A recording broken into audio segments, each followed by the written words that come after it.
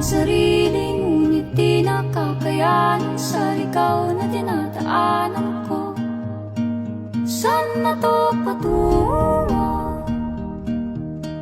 Saan ako patungo? Dahan-dahan natin simulan muli ang paghakbang